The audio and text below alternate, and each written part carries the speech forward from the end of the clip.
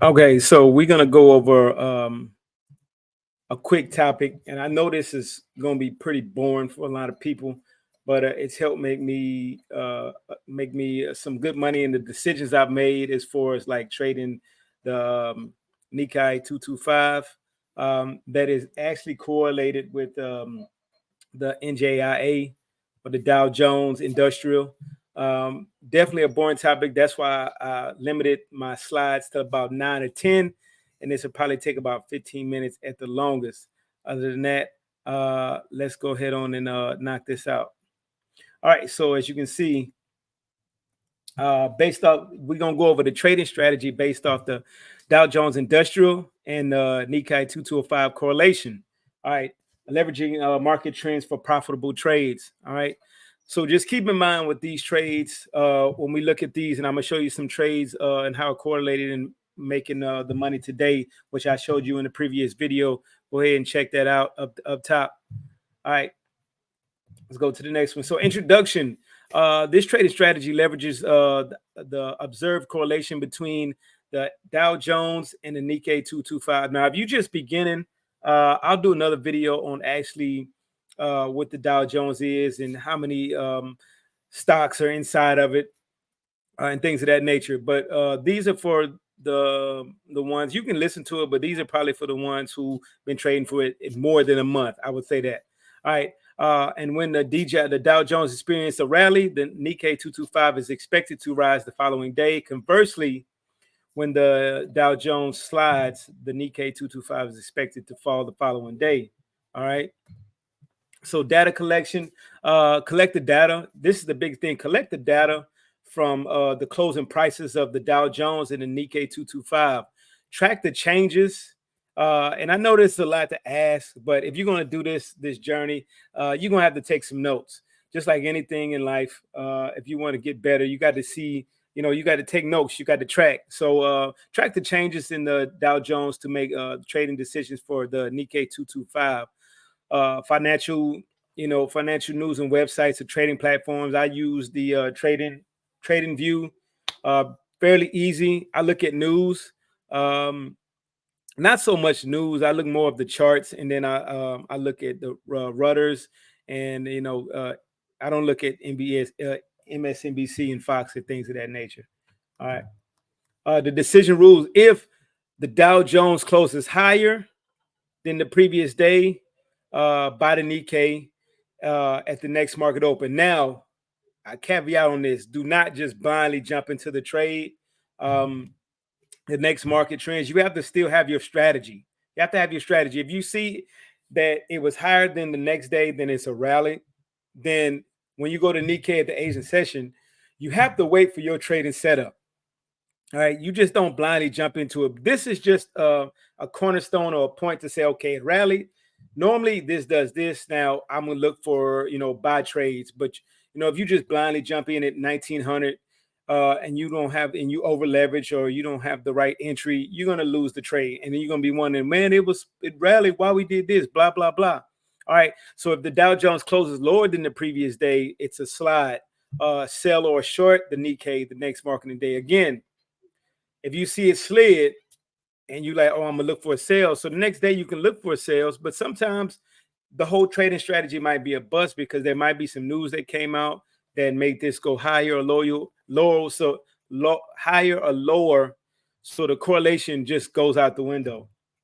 And the execution, place trades based upon the decision rule at the market open of the Nikkei 225 trading session. So remember, monitor the market and adjust as necessary, and close the position at the market close at the same day. So me personally, I don't have to worry about closing the position at the end of the day. Reason being is because I only trade the Asian session, so I get in and get out and go about my day. All right, and we're gonna go over a few things on the trading view. So closing the trades, all positions at the end of the trading day, monitor the market throughout the day and adjust if necessary. So if you want to hold the trade from the Asian to the New York session, just make sure if you're in profit to have a trailing stop loss. That's the biggest thing. So just right here, if you right here, let's say right here, and then you go all the way up here, make sure you're trading the stops, okay? Trading your stop loss to be in profit. All right, risk management, that is key. I've lost so many trades not having the right risk management or want to be rich in one trade. So implement a stop loss orders to manage potential losses. Set a fixed percentage or points at your stop loss threshold. Optionally take profit orders to lock in gains. So if you risking 50% or 100% of your trading account and it goes against you, your leverage is not going to be there and you're probably going to get stopped out. All right, because especially if you're doing a trading a funded trader account or anything like that, a prop firm account, and you can only leverage so much in that day, or you can only lose so much in that day, and you risk 100% of it. A few ticks will go against you, will take you out that trade. So just be careful with risk management. Risk management is key into this whole thing. All right. It's example scenario. All right. Let's say Dow Jones closes at 35,000. The previous day was 34,800. So if it rallied, decision, again, the decision is by the Nikkei 225 at the next open. Again, caveat. Don't just blindly jump into this trade. All right. Day two, by the Nikkei 225, the market open. Set your stops at 1% below the purchase price. Optionally, take us profit at 2% above the purchase price. All right, close the position at the market close. So you see how it is, 2%. You're risking 1% to get 2%. All right, that's risk management. It goes back to this, all about risk management.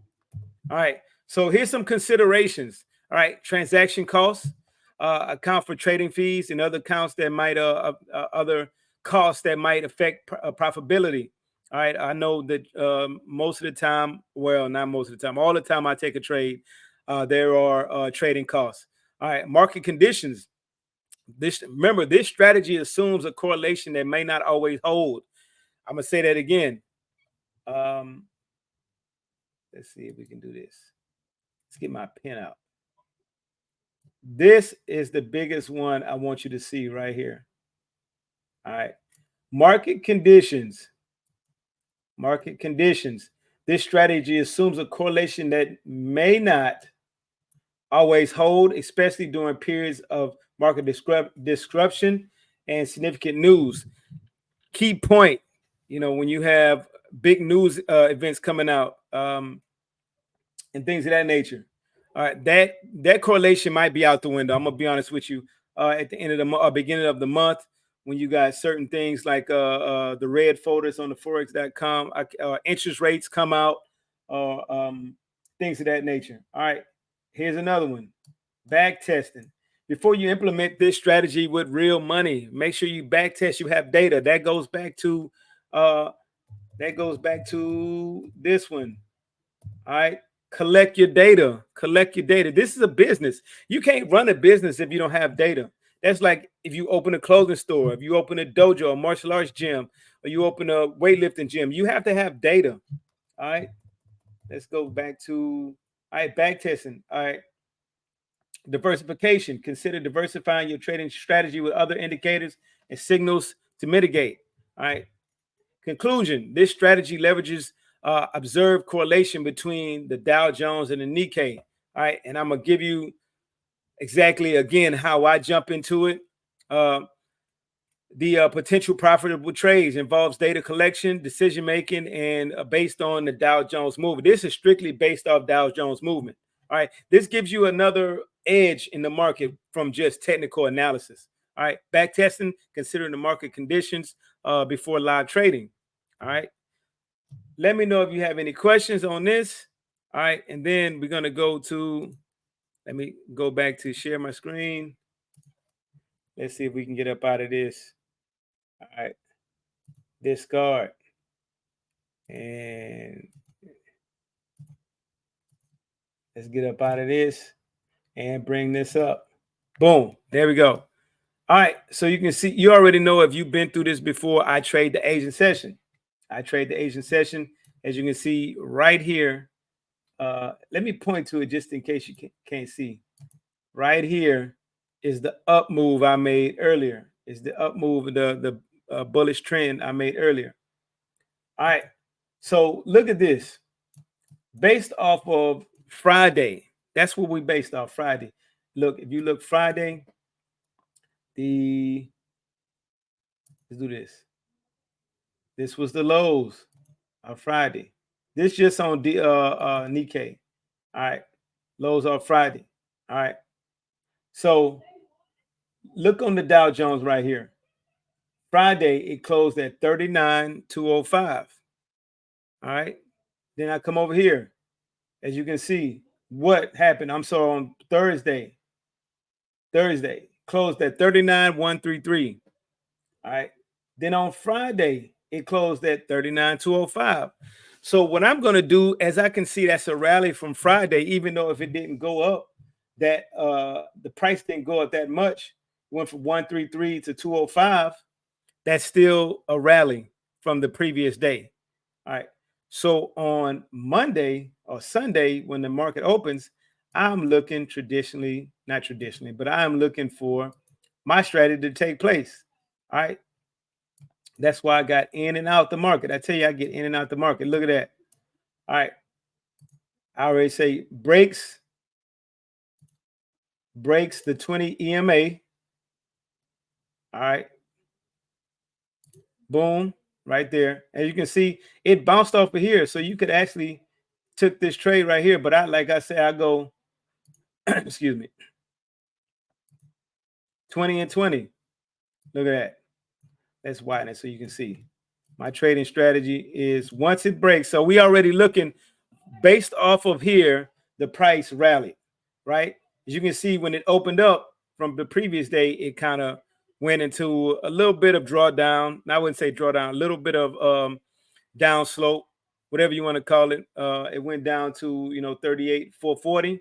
All right, but once we looked at it, it crossed the 200 and the 20. And you look, it crossed the 20. Boom, clear, not uptrend, but clear break on my 20 EMA on my strategy.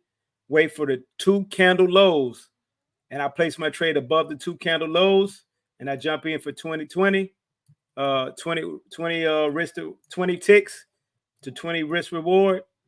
All right, and boom. So as you can see, look, it came back down again, but guess what? It ended up rallying, and let's look. It rallied all the way up, and again, it came down a little bit, but we're looking overall. Once we took this trade, that's about 60 ticks. Let's go a little bit lower. All right, so from opening, let's go right here. From opening, it drew down about 24 ticks, but it rallied. But it came from opening price, it came all the way up 90 ticks. All right, so you would have had some good profit taking today based off this strategy. Again, this strategy is not always 100% accurate. Nope, strategy 100% accurate is always about knowing, based off other things like the previous day highs and the lows, breaking of support and resistance, market structure, all that good stuff that you back tested on this. And if my thing is, if you know the pair you're trading, you've seen these things happen over and over and over. And it just takes patience because some days you won't get a trade. Like tomorrow, let's do this. I probably will not trade tomorrow. Let me show you why. All right, now let's look at the daily. All right, as we know, it did rally. All right, so look, this is my high. All right, and my low of today, which in a few hours, in about 2 hours and 11 minutes, it will print another candle right here. All right, it'll put another candle at, it depends if it goes up or down, whatever. But right here, it probably won't do nothing. I don't know if it do nothing else. I ain't gonna sit here and lie to you, tell a story. So if it just say it closed at 38,825, right? All right. So now look at this range. If you go tomorrow, we look at this at 1900. Let's say, that's when I look at the market. You're looking at this range right here. You're looking at a 123, about 120 tick range. That is going to be pretty rough to trade because here's the thing. I don't like to trade in between here. I like to see once it hits a previous support and goes back up to my my actual strategy. All right, but again, Where is, let me look at this and find my, boom. And then we're going to go to daily. So again, if you look, if it closes out right here, all right, let's say it closes out at 39,433, 433. That is a rally, but we just have to be careful to see, if it rallies higher tomorrow. All right. Reason being is because on Tuesday, I just know someday that range is a little bit too suspect for me. Me personally, I like when it's a tighter range like this. See these tight ranges right here? That's when I can expect some type of breakout right there. You see that tight range? That's when I expect a breakout. These big ranges like this, these big ranges up here, boom. All right, that's going to be pretty rough to trade. So other than that, I hope you guys have a good day and stay blessed.